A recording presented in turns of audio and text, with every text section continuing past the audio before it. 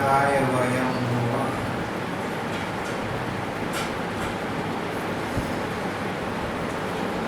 भगवान कृष्ण द्वारका आ गए। वहाँ अद्भुत विचित्र घटनाएं घट रही थी। भूमि देवी के पुत्र का नाम था भौमासुर। भूमि देवी का पुत्र था पर बिगड़ा हुआ था, भ्रष्टाचार का प्रतीक। और दूसरा का धन संपत्ति का भाग हथिया लिया करता था। शरीर में बल था, दुष्टों का सहयोग प्राप्त था। तो दुष्टों के सहयोग से और शारीरिक बल से स्वाद से निकलने का सिद्धांत जानता। बात यहाँ तक पड़ गई कि भौमासुर ने जल के देवता वरुणदेव का छत्र छीन लिया। देवताओं की माता अदिति है, उनके कानों के कुंडल उनसे छीन लिए। देवताओं का स्वर्ग में एक पर्वत है, मणि पर्वत, बहुत सुरम्य है। वहाँ पर इसने अपना अधिकार दबा। देवता बड़े कष्ट में पड़ गए। सबके देवताओं के राजा देवराज इंद्र हैं। इंद्र ने देखा कि भगवान का अवतार लेकर दुष्टों का संहार कर रही है, साधुओं का संरक्षण कर रही है, तो मैं उन मानव रूप में लीला करने वाले भगवान से जाकर अपना रोना रोता हूँ, उनसे प्रार्थना करूँगी। देवराज इंद्र स्वर्ग से इस पृथ्वी पर आए, इस देश में आई, द्वारिका पहुंची, भगवान कृष्ण से मिली, उनको सारी बात बताई। भगवान ने कहा कि देवराज तुम चिंता मत करो, मैं पहले ही से इस दुष्ट के उद्धार की बात सोच रहा था और अब तो आपने ऐसा अवसर भी दे दिया। मैं इसकी राजधानी जाऊंगा, प्राग ज्योतिषपुर, और इस दुष्ट का उद्धार सुधार करूंगा। पर प्राग ज्योतिषपुर में प्रवेश करना बड़ा कठिन था। जो दुष्ट दुर्जन है, ये अपनी सुरक्षा का ध्यान बहुत पहले से कर रखती। सभ्य लोग, भले लोग भी अपनी सुरक्षितता सुनिश्चित करना चाहते हैं, पर उतनी दूर तक का कदाचित नहीं सोच पाते जितना षड्यंत्रकारी और दुष्ट दुर्जन अपनी मस्तिष्क से सोच पाते हैं और कर लेते हैं। अब देश में, संसार में आजकल भी क्या हो रहा है, सरकारें हैं, सरकारों के बड़े बड़े दायित्व हैं, बड़े बड़े मस्तिष्क के लोग सरकारों में हैं, लेकिन उनसे उर्वर मस्तिष्क, उनसे अधिक बड़े आयोजन आतंकवादी संस्थाएं कर लेती हैं। जो बात हमारे राजनेता सोच भी नहीं पाते, जो बात हमारे अधिकारी लोग, अफसर लोग सोच भी नहीं पाते, दुष्ट और दुर्जन लोग, आतंकवादी लोग उससे बहुत आगे जाकर कोई षड्यंत्र करते हैं, सरकारें देखती रह जाती। प्राग ज्योतिषपुर की सुरक्षा का भौमासुर ने बहुत ही कड़ा प्रबंध किया हुआ था। चारों ओर पहाड़ों की किलेबंदी थी। उसके बाद शस्त्रों का घेरा लगाया हुआ था, आर्म्स एंड एम्यूनिशंस, आयुध रखी हुई थी, लड़ाई करने के लिए शस्त्र थे। उसके बाद जल से भरी खाई थी। जो व्यक्ति इन पहली दो कठिनाइयों को पार करके आ भी जाए, जल की बहुत बड़ी खाई थी, विशाल खाई थी, इसको लांघना असंभव था। जो प्रयत्न करेगा स्वयं इस जल में डूब कर समाप्त हो जाएगा। जल से भरी खाई थी। उसके बाद आग की लपटों की चार दीवारी थी, उसके भीतर गैस बंद करके रखी गई थी। उसके भी भीतर नगर के चारों ओर 10,000 घोर जाल बिछा रखे थे। इतनी सुरक्षा थी प्राग ज्योतिषपुर की। भौमासुर के दरबार की, उसके परिवार की, उसके राजधानी की कितने सिक्योरिटी बैंड्स, इतनी सुरक्षा के साधन थे, उस तक पहुंच पाना तक असंभव था। तभी तो देवता बेचारे पराजित होकर भगवान की शरण में आई। भगवान तुम अशरण शरण हो, तुम सर्वसमर्थ हो, तुम सर्वशक्तिमान हो। अब ऐसा समय आ गया कि आपकी सहायता के बिना हम देवता तो अपने घर, अपने स्वर्ग में न रह पाएंगे। आप कृपा करके हमारी सहायता कीजिए, इस भ्रष्ट दुष्ट से हमें मुक्ति प्रदान करिए, हमें अपने घर में स्थापित कर दीजिए हमारे ठाकुर। भगवान कृष्ण ने कहा ठीक है, मैं करूँगा। पता लगाया तो प्राग ज्योतिषपुर में इतनी सुरक्षा के प्रबंध थे। यदुवंश के बड़े बड़े नेताओं ने भगवान कृष्ण को चेतावनी दी। उन्होंने सारी सुरक्षा की बातें बताई और कहा कि ठाकुर ये सब कुछ बड़ा कठिन है, इसको नियंत्रण कर पाना। आपने बड़े बड़े दैत्यों का वध तो कर दिया, बड़े बड़े दुष्टों का आत्मसंहार कर दिया, पर इस प्रकार की सुरक्षा किसी किले की, किसी दुर्ग की अब तक हमारे सामने नहीं आई। ये तो पहला उदाहरण है। भगवान मुस्कुरा दिए। उन्होंने कहा देखो तुम्हारे देखते देखते मैं क्या करता हूँ। भगवान ने शंख चक्र गदा धारण करने वाले भगवान, चतुर्भुज भगवान, उन्होंने अपनी गदा की चोट से पहाड़ को तोड़ फोड़ डाला। शस्त्रों की मोर्चेबंदी को बाण से छिन्न भिन्न कर दिया। सुदर्शन चक्र के द्वारा अग्नि, जल और वायु की चार दीवारी को तहस नहस कर दिया।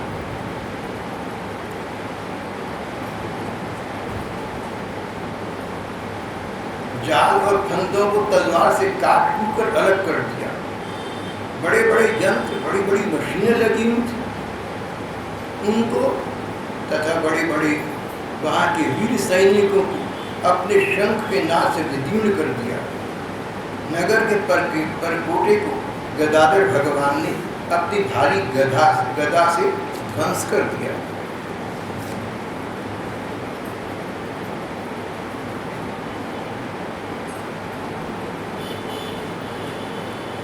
भौमासुर का प्रधान सुरक्षा अधिकारी और सेनापति मुर्द नाम का उसका साथी और दैत्य था। दैत्य एक जैसे, जैसे साधु साधु एक जैसे।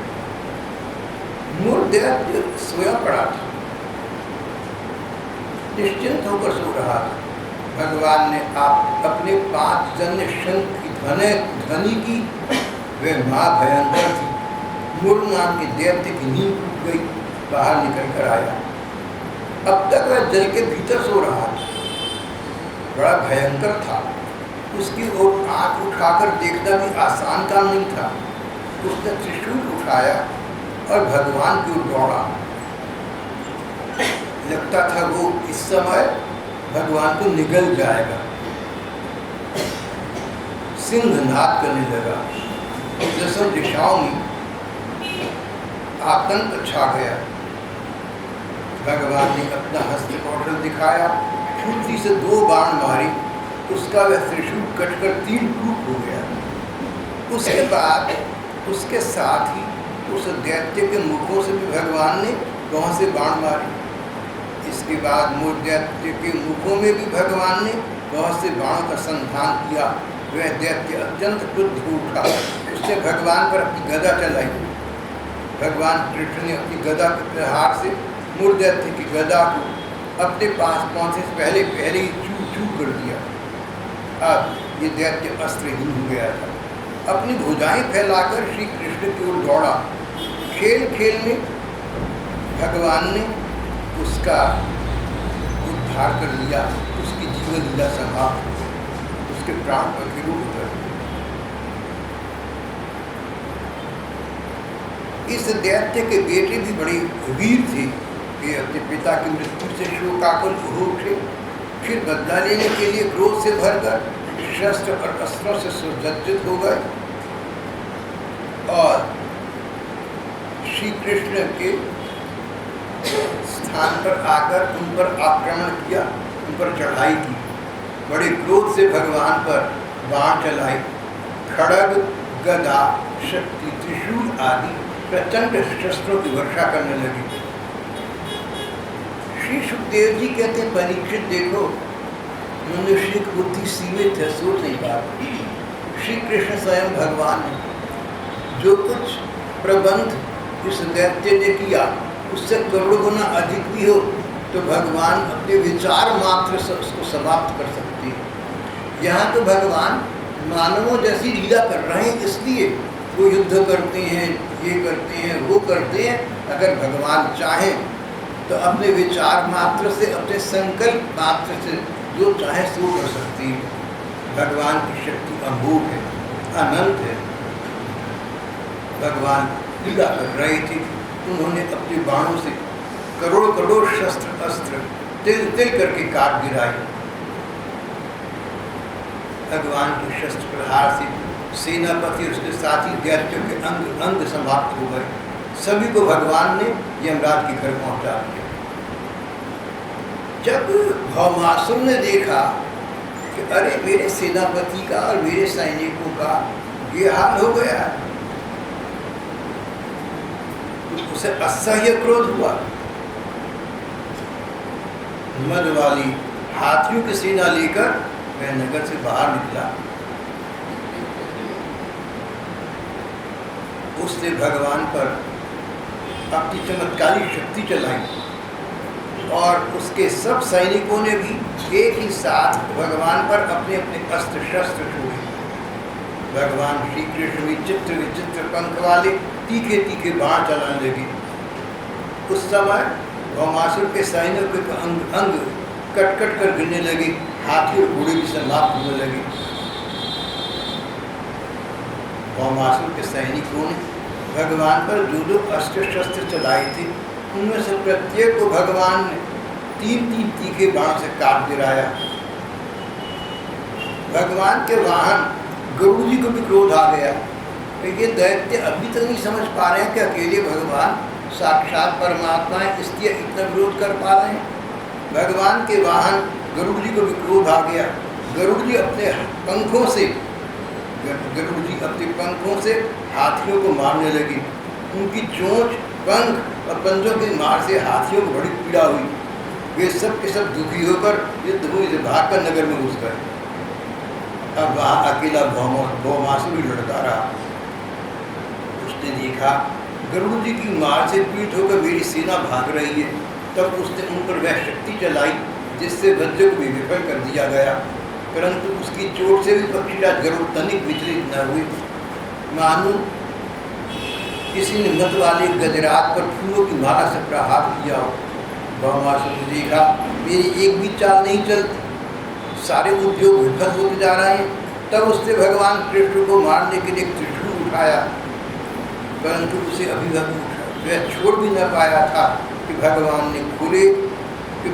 ने छुरे के समान तीखी धागा चक्र से हाथी पर बैठे हुए भौमासुर का सिर काट डाला। भौमासुर का जगमगाता हुआ सिर कुंडल और सुंदर किरीट के सहित पृथ्वी पर गिर पड़ा। भौमासुर के सगे संबंधी हाय हाय पुकारने लगे। साधु लोग साधु साधु करने लगे। देवता लोग भगवान पर पुष्पों की वर्षा करने लगे।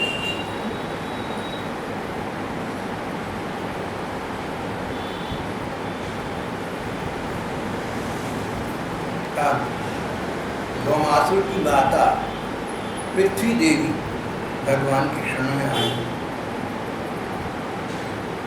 पृथ्वी देवी ने भगवान श्री कृष्ण के गले में वैजयंती माला के साथ वन माला पहना दी। पृथ्वी देवी ने अदिति माता के जगमगाते हुए कुंडल तपाए हुए स्वर्ण के समान रत्न जटित थे, भगवान को दे दिए। वरुण जी का छत्र भी वापस कर दिया और मणि भी उनको वापस कर दी। इसके बाद पृथ्वी देवी बड़े बड़े देवताओं के द्वारा पूजित भगवान श्री कृष्ण प्रणाम करके हाथ जोड़कर उनकी स्तुति करने लगे। पृथ्वी देवी ने कहा, नमस्ते देव देवेश शंख चक्र गदाधर, नमस्ते देव देवेश शंख चक्र गदाधर, परमात्मन नमोस्तुते। शंख चक्र गदाधारी भगवान, मैं आपको नमस्कार करता हूँ। आप अपने भक्तों की इच्छा पूर्ण करने के लिए उसी के अनुसार ही प्रकट किया करते हैं। मैं आपको नमस्कार करता हूँ। भगवान आपका अवतार लेने का कारण है अपने भक्तों को आनंद और आश्वासन प्रदान करना। अपने भक्तों को आनंद प्रदान करने के लिए, अपने भक्तों को आश्वासन देने के लिए आप मानव रूप में प्रकट होकर इस प्रकार की मानवोचित लीलाएं किया करते हैं। जिस प्रकार के रूप धारण करने से आपके भक्तों को सांत्वना मिले, आश्वासन मिले, वैसे रूप आप लीला से धारण कर लेते हैं।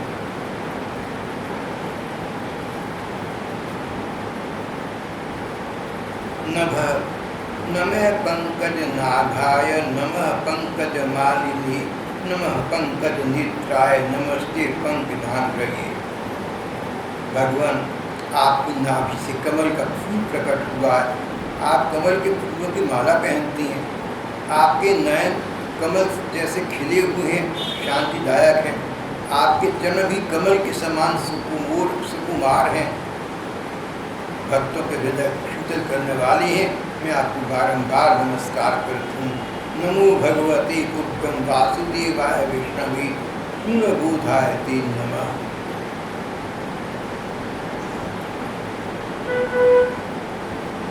आप सर्वव्यापक हैं, फिर भी वसुदेव जी के पुत्र के रूप में प्रकट होने की आपने लीला की है। मैं आपको नमस्कार करती हूँ।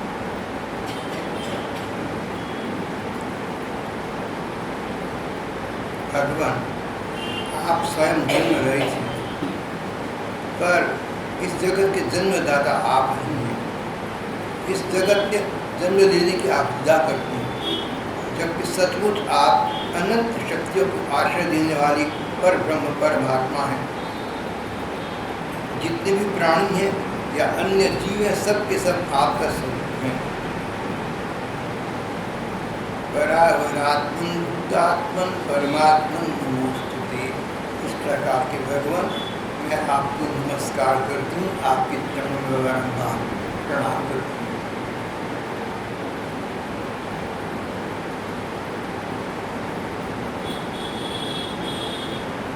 शरणागत भय भंजन प्रभु, मेरे पुत्र भौमासुर का ये पुत्र भगदत्त अत्यंत भयभीत हो रहा है। मैं इसे आपके चरणों के शरण में लाई हूँ। आप इसकी रक्षा करिए, इसके सिर पर अपना करकमल रखिए, इसके पाप ताप को नष्ट कर। भौमासुर ने देवताओं को पराजित कर दिया था, उनकी धन संपदा छीन ली थी। भगवान ने उसका उद्धार कर दिया और देवताओं को जो उनका अधिकार था वापस दिलवा दिया। जब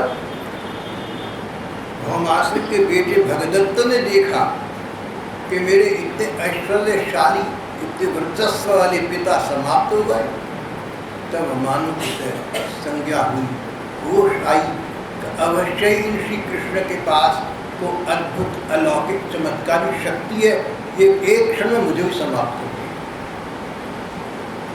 घबराया हुआ, डरा हुआ।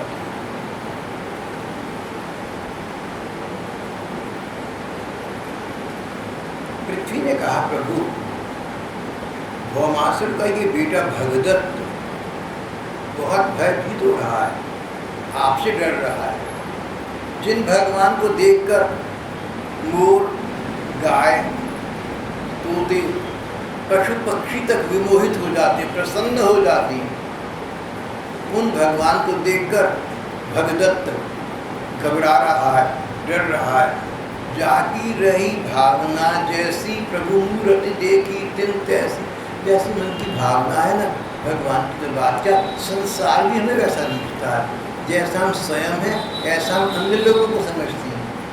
किसी को बुरा न समझना, किसी को गलत न समझना, नहीं तो मनोविज्ञानवेत्ता कहेंगे अपने अंदर तुम्हारे कुछ बुराई है, तुम्हारे अपने अंदर कुछ खोट है, जिसका रिफ्लेक्शन, जिसका प्रतिबिंब तुम्हें दूसरों में दिखता है। मनोवैज्ञानिकों का कहना है कि आप संसार में जो कुछ देखते हैं वो आपका प्रतिबिंब है, आपका रिफ्लेक्शन है। जैसे शीशा देखो ना, तो जैसी शक्ल है वैसी दिखेगी, स्वतंत्र स्थान से तो नहीं आएगी भाई, जैसी शक्ल सूरत है शीशे में तो वैसी दिखे। इसी प्रकार से हमें संसार के लोग वैसे लगते हैं जैसे हम स्वयं। यह नियम मानव स्वभाव के अनुकूल है, लेकिन ऐसा नहीं कि ऐसा ही है, इसमें कहीं कहीं कोई अपवाद भी हो, एक्सेप्शंस भी होती हैं, मगर प्रायः हम दूसरों को वैसा मान बैठते हैं जैसा हमारा अपना मन है। प्रायः, अनिवार्य है नहीं, जनरली, नॉट नेसेसरी।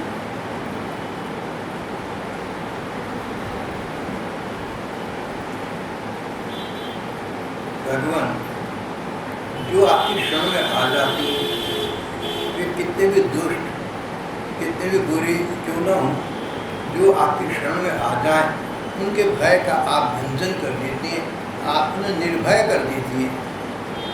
भौमासुर का बेटा भगदत्त बहुत डरा हुआ है, बहुत घबराया हुआ है, मैं इसको आपके पास ले आई हूँ, अब ये आपके शरण में आ गया है। जैसे विभीषण आपके शरण में आया, आपने विभीषण कल्याण कर दिया, इस प्रकार इसको भी अपना शरणागति प्रदान करें, इसको भी अपना अभय दान प्रदान करें, इसको भी अपने चरणों के शरण प्रदान करें, इसकी रक्षा करें, इसके सिर पर अपना कर कमल रखें।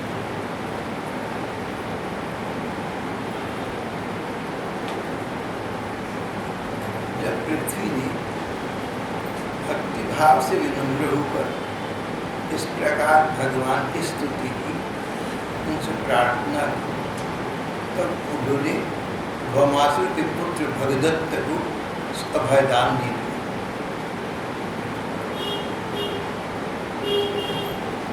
भगदत्त के कंधे से पर हाथ रख दिया, अभयदान दे दिया। बोले भगदत्त तुम मेरी शरण में आ गए हो, समर्पित हो गए, अब तुम्हें डरने की कोई आवश्यकता नहीं, तुम्हारी गणना मेरी सेवकों में हो जाएगी। जो व्यक्ति कैसा भी रहा हो, समय होते संभल जाए, दोबारा वो भूल न करे जो अब तक करता चला रहा है, भूल को महसूस करे, उसको स्वीकार करे, उसका पश्चाताप करे और भगवान की शरण में आ जाए, भगवान उसको आश्वासन और संतोष प्रदान कर देते। भगदत्त को भगवान ने अभयदान दिया और भौमासुर के समस्त संपत्तियों से संपन्न महल में प्रवेश किया।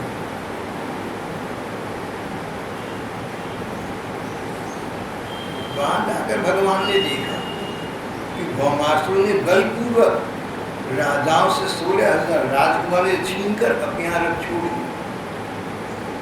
भौमासुर का उद्धार हो गया, भगदत्त भगवान के स्वयं शरण में आ गया। भगवान ने भौमासुर के विशाल भवन में प्रवेश किया। अंदर जाकर पता लगा कि 16,000 सुंदर सुंदर कन्याएं बेचारी वहाँ पड़ी कष्ट पा रही हैं। पता चला कि भौमासुर का ये स्वभाव था कि जो कहीं कोई नगर में सुंदर कन्या दिखे उसको उठाकर अपने लिए आया करता था। कहीं कहीं ऐसा प्रसंग आता है, भागवत में तो ऐसा लिखा हुआ नहीं है, अन्यत्र प्रसंग ये आता है कि भौमासुर ने अपने मन में निश्चय कर लिया था। जो मूर्ख लोग हैं, दुष्ट लोग हैं, प्रकार प्रकार के निश्चय कर लेते हैं। भौमासुर ने मन में संकल्प लिया था कि जब 16,108 इस प्रकार राजकुमारी मेरे चंगुल में फंस जाएंगी, तब उनके साथ सामूहिक विवाह करूंगा।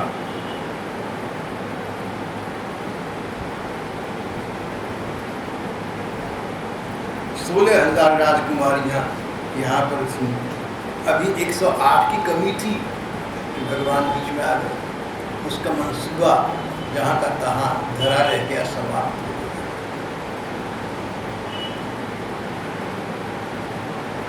उन राजकुमारियों अंतर्गपुर में पधारे हुए भगवान कृष्ण को देखा, वे ऊपर मोहित हो गए। उन्होंने उनकी अहेतु की कृपा तथा अपना सौभाग्य समझकर मन ही मन भगवान को अपने परम प्रियतम पति के रूप में वर्ण कर दिया। उन राजकुमारियों में से प्रत्येक ने अलग अलग अपने मन निश्चय किया, ये श्री कृष्ण ही मेरे पति हैं। भूया पतिरयं मह्यं धाता तदनुमोदता, ये श्री कृष्ण ही मेरे पति हैं, विधाता मेरी इस अभिलाषा को पूर्ण करें। इस प्रकार उन असंख्य कन्याओं ने अपने प्रेम भाव से अपना हृदय भगवान के प्रति निछावर कर दिया। इति सर्वाः पृथक् कृष्णे भावेन हृदय भावेन, निर्मल भाव से, सच्चे हृदय से भगवान भावग्राही। भगवान कृष्ण ने देखा इनके हृदय में मेरे प्रति सचमुच कोमलता का भाव है। उन राजकुमारियों को सुंदर सुंदर निर्मल वस्त्र और आभूषण पहनाई। भगवान ने सेवकों से कहा कि इन राजकुमारियों को स्नान करने के लिए सुविधा दो, उसके पश्चात ये अच्छे अच्छे नए नए वस्त्र पहने, आभूषणों से अपने आप को सज्जित करें। पालकियों के द्वारा उन राजकुमारियों को द्वारका भेज दिया। उनके साथ बहुत से खजाने, रथ, घोड़े और अद्भुत संपत्ति भी भेजी। ऐरावत के वंश में उत्पन्न हुए 4 दांतों वाले सफेद रंग के 64 हाथी भी भगवान ने वहां से उनकी सुरक्षा के लिए द्वारका भेजी।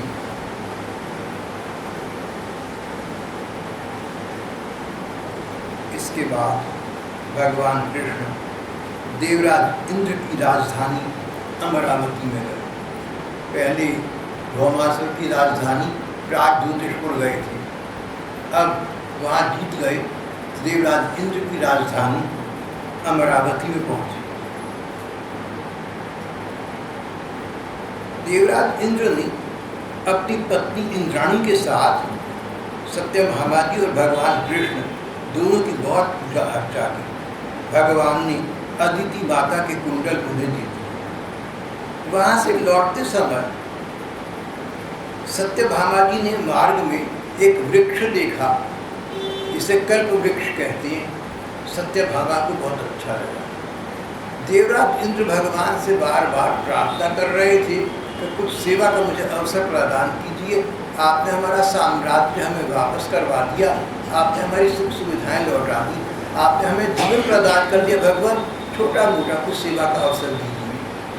जब भगवान ने देखा कि सत्यभामा को, उनकी पटरानी को ये वृक्ष पसंद आ गया, तो उन्होंने देवराज इंद्र से कहा कि देवराज आप मेरी सेवा करना चाहती हैं तो मेरी पत्नी की प्रसन्नता के लिए आप ये वृक्ष हमें दे दें, हम इस वृक्ष को अपने आप उगा लेंगे।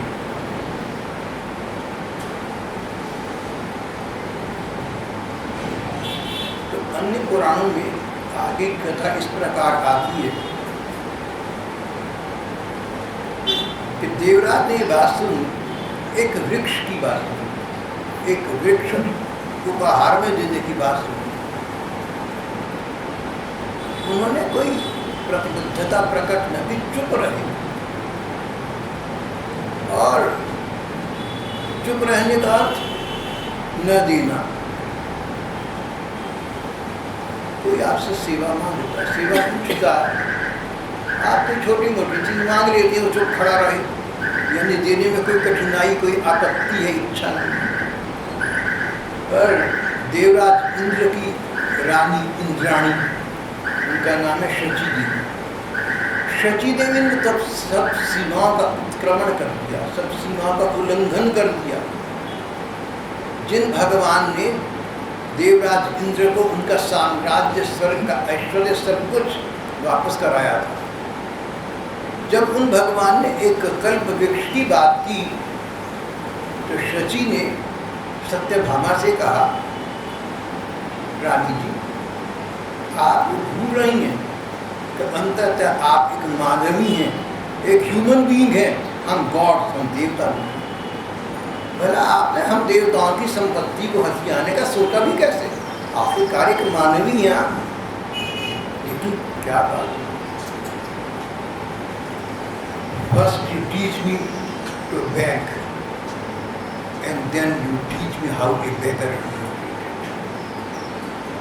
मुझे पता नहीं क्यों शेक्सपियर याद आती रहती। मैंने बताया ना, मैं अध्यापक अंग्रेजी का रहा, अंग्रेजी का विद्यार्थी हूँ, जिससे अंग्रेजी बहुत प्रविष्ट है मेरे।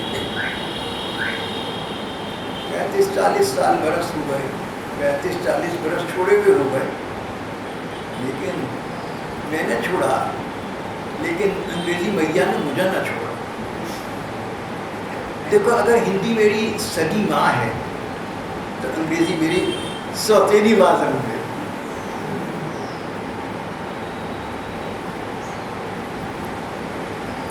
अंग्रेजी के सबसे बड़े काव्य पुरुष और विश्व के प्रसिद्ध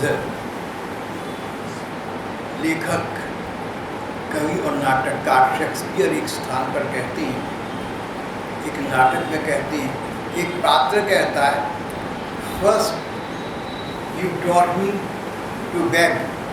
पहले तुमने कहा मांगो मांगो, कुछ देव ना मेरे से, सिर हो गए, कुछ तो देव ना, कुछ तो सेवा बताओ, कुछ तो अवसर दो हमें।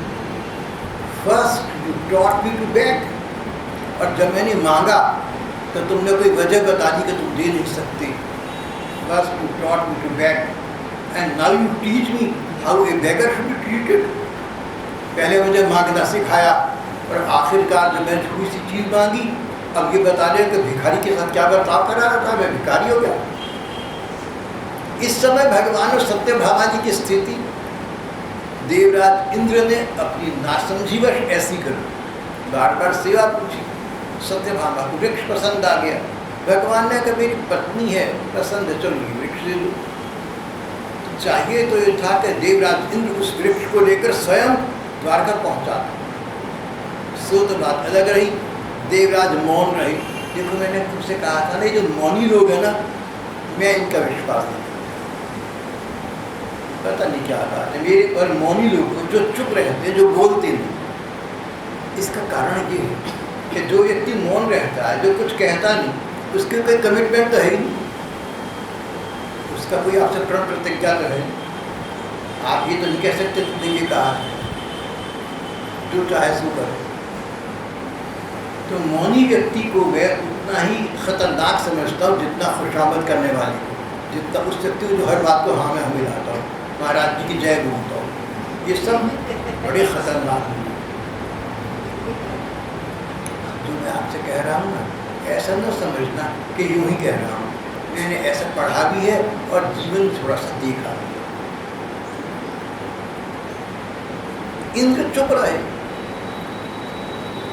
तो जाइए कहने का प्रभु, ये कल्पवृक्ष ये वस्तु है क्या?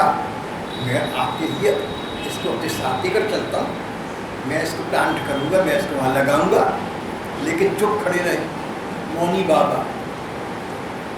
लेकिन इसका अर्थ ये भी ना निकालना कि हर समय बोलना है या हर बात का उत्तर जरूर देना है। संतुलित व्यक्तित्व चाहिए। भगवान ने गीता जी में संदेश दिया, बहुत काम का है।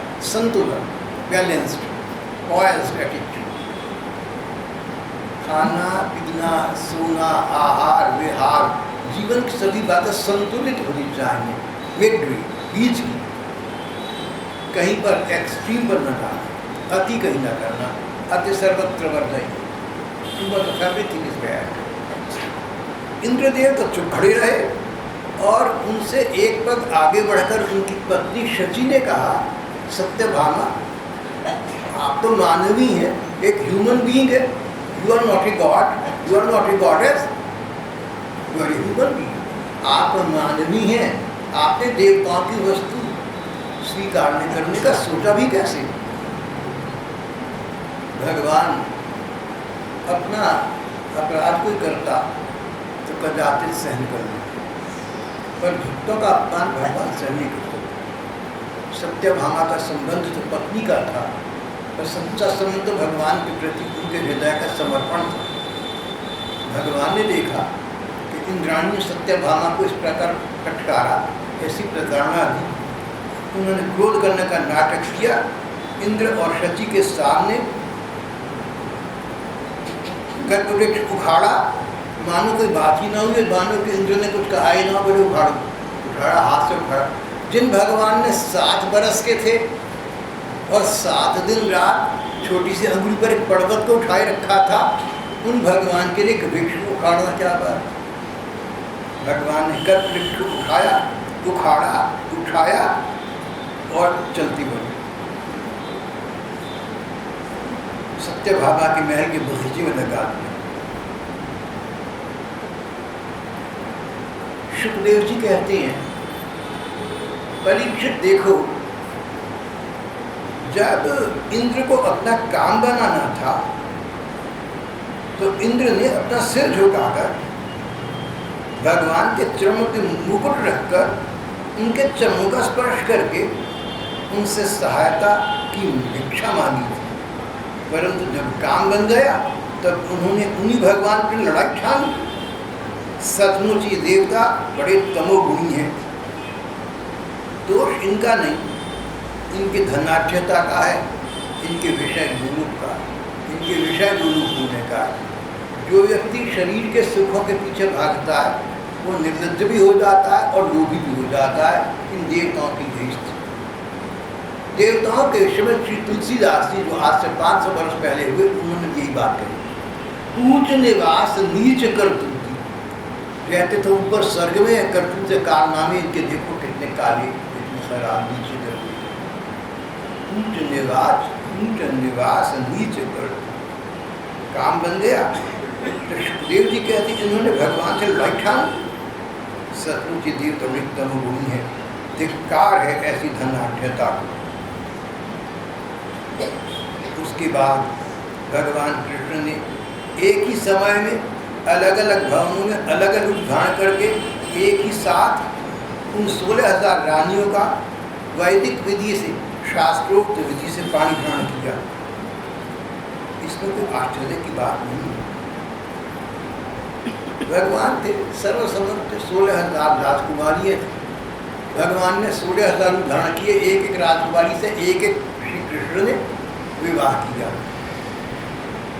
भगवान की पत्नियों के अलग अलग पहलू में ऐसी दिव्य सामग्रियाँ भरी हुई थी जिनके बराबर जगत में कहीं भी और कोई सामग्री नहीं है, फिर अधिक तो कैसे हो।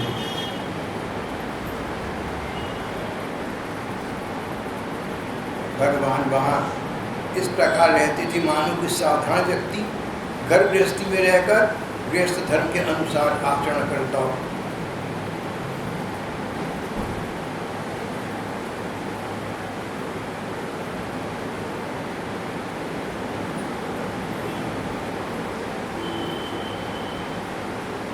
भगवान इन पत्नियों के महल में, किसी के भी महल में भगवान पधार थे, वे स्वयं आगे बढ़कर आदरपूर्वक उन्हें लिवा लाती, श्रेष्ठ आसन पर बैठाती, उत्तम सामग्रियों से पूजन करती, पाँव पखारती, पान लगाकर खिलाती, पाँव दबाती, भगवान की थकान दूर करती, पंखा ढलती, इत्र फूले चंदन आदि लगाती, फूलों के हार पहनाती, केश संवारती, सुलाती, स्नान कराती और अनेक प्रकार से भोजन कराकर अपने हाथों से भगवान की इस प्रकार सेवा किया करती। ये हमारा आज का ये प्रकरण यहाँ समाप्त।